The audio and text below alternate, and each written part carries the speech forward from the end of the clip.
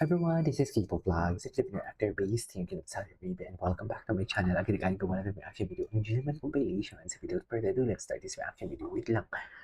Hindi ito si Puna. Nag-fix ako.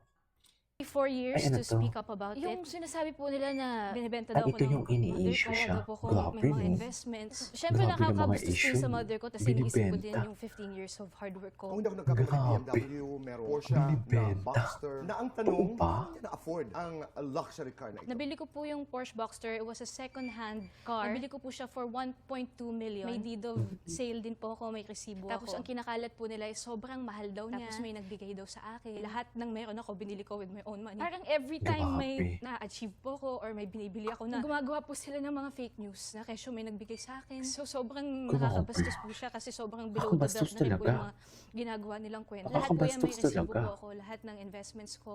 I'm very open about it. Punta tayo sa... Kahit wala naman siyang napaka-controversial. huwag naman Ang mga siyang para issues i-open dito, yan in may sponsor, public. Sobrang engrande, gown, maktumang. So yung debut ko po, even yung GMA, nag-share po sila for my debut. Yung mga endorsements ko po, na nag-give love din po sila. Yung gown ko po was a gift from Mac Tumang, even my kids Wow. is from Tita Pinky Fernando. Hindi po ako sobrang gumastos, honestly. May mga kwento noon na ang sponsor mo raw ay dumaan doon sa backdoor, may mga CCTV. Yung nga po Okay. gusto ko sabihin sa kanilang lahat kasi sinasabi nila, pati po sa mga comments, kinakalat nila na meron daw CCTV footage. Pumupunta daw ako sa hotels to be with old men. It's not real. And kung meron silang CCTV footage, I dare them na ilabas po yun kasi wala po talaga. Matapos na po, wala po talaga. And nakaka-frustrate. For 4 years, I kept silent and I couldn't Hinihinig siya, defend no? myself. Kawawa. Jillian!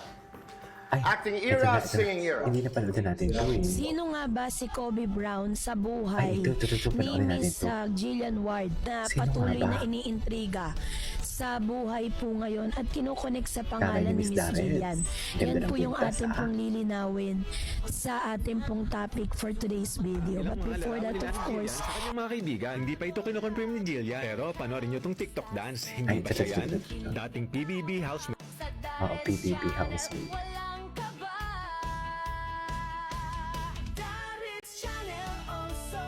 salamat po. At ngayong araw, alam natin na sa mundo po ng showbiz industry, hindi na po bago yung mga intriga, lalo na kung ang True. sangkot ay ang mga sikat na personalidad. Dahil kamakailan lamang ay naging usap-usapan sa social media ang umano'y issue na nauugnay kina Jillian White at Kobe Brown. Maraming netizen ang naglabas ng kanilang opinion, habang ang iba naman ay gad na nag-usga kahit kulang pa ang detalye. Ngunit ano nga ba ang tunay nangyari at gaano katotoo ang kumakalat na balita? Nagsimula ang issue sa social media kung saan may mga netizen na napansin ang umano'y koneksyon ni Jillian at Kobe. May ilang screenshot, komento at haka-haka ang kumalat na agad na pinaniniwalaan ng ilan. Sa panahon ngayon, sapat na ang isang post kahit simpleng interaction online upang magdulot ng malaking issue. Hindi na kailangan ng kumpirmasyon. Isang viral na content lang ay sapat na para magliyab agad ang usapan, no? Dahil meron silang nag-viral na mga videos na agad po na nag-speculate na si Miss Jillian Ward ang naging dahilan ng breakup ng girlfriend ni Kobe Brown at saka yung kanyang karelasyon. So sa kaso ni na Jillian at Kobe, walang malinaw na ebidensya na nagpapatunay ng anumang romantikong ugnayan sa kontrobersya. Gayunpaman, dahil sa lakas ng social media, mabilis itong naging trending topic. Hindi may iwasan ng ganitong klase ng issue ay magdulot ng magkakaibang reaksyon mula sa publiko. May mga naniniwala, no, na talagang ito po ay pinakaalat, no, at naging maingat noong mga netizen na hindi basta-basta para sa kanila ang mahalagang opinyon at pahayag mula sa mga taong sangkot bago magbigay ng kanilang mga opinyon. So, ayon po sa matagal ng kilalang actress bilang profesional sa kanyang mga imahe. So, sa kabilang banda, may mga maingat din, no? Talagang grabe po yung kanilang pagtatanggol para po kay Jillian. So, para lang po sa katahimikan ng lahat, si Kobe Brown, sino ba siya? Samantalang si Kobe Brown naman ay nananatiling tahimik sa gitna ng kontrobersya. Wala siyang inilalabas sa payag upang kumpirmahin o pabulaanan ng makalat na balita. Ang ganitong pananahimik ay maaaring magdulot ng dalawang interpretasyon.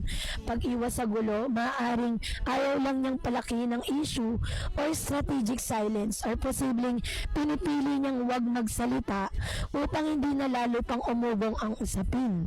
Sa showbiz, ang katahimikan ay minsan nagiging sandata, ngunit minsan din ay nagiging dahilan ng mas maraming espekulasyon. So, sa kabila po ng isa sa pinakamalagang aspeto sa isyong ito, yung papel ng social media. Sa isang iglap, maaaring mabuo ang reputasyon o masira dito. Sa kaso ni Jillian at Kobe, malinaw na ang social media ay nagsisilbing hukuman. No, parang hindi pa man po lumalabas yung katotohanan, ay grabe na po yung panghusgang ginagawa kay Jillian. Kung saan ang publiko ay nagiging hurado na.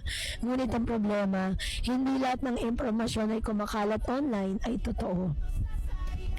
Ang ganitong klase ng issue ay maaaring magkaroon ng epekto sa karera ng isang artista. Para kay Jillian, posibleng maapektuhan ang kanyang image.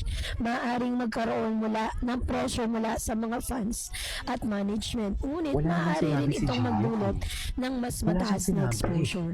Para naman Yan na. kay Kobe, maaaring makilala pa siya ng mas Wala namang maraming inamin tao. eh. Ngunit may risk na brand siya sa base sa issue. Sa madaling salita, may dalawang muka ang publicity. Maaaring makatulong, ngunit Whether good maaari or rin bad. itong makasira. Exactly. Sa aking pananaw, ang issue ni Jillian Ward at Kobe Brown ay isang malinaw na halimbawa ng panganib ng isang instant judgment sa mundo ng social media. Sa panahon ngayon, ang bilis-bilis ng impormasyon na kadalasang nauuna pa sa katotohanan.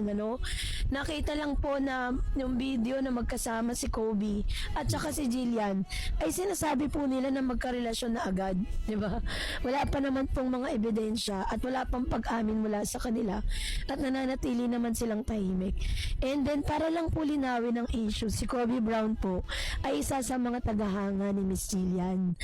Si Kobe Brown ay number 1 liker ni Miss Jillian Ward doon po sa kanyang IG. Diba? At dahil po dyan is talagang nag-viral kasi yung kanilang pagkikita. Bilang mga sa panahon ngayon ang bilis ng impormasyon, kadalasan na talagang na-judge na yung tao without evidence. So bilang mga netizen, may responsibilidad din po tayo na maging mapanuri, diba? Hindi lang sapat ang nakita natin sa Facebook bilang basihan ng katotohanan.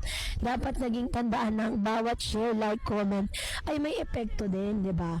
Isa pang mahalagang punto ay ang paggalang sa pribado ng buhay ng isang tao. Hindi lahat ng bagay ay para sa publiko. Kung walang konfirmasyon mula kina Jillian at Kobe, marahil ay mas mabuting manatili muna sila sa pagiging neutral. Diba? So, hanggang ngayon walang konkretong ebidensya na nagpapatunay sa issue. Walang opisyal na pahayag, walang malinaw na resibo, at puro haka-haka at interpretasyon lamang. Sa ganitong sitwasyon, mahirap magbigay ng matibay na konklusyon. Medyo nakakabothered lang po kasi na makita na doon po sa Ano na naman? sa mga Miss post Davids. Anyways, that is our for today's video. This is Vivo Vlogs and see you on the next vlog. Bye.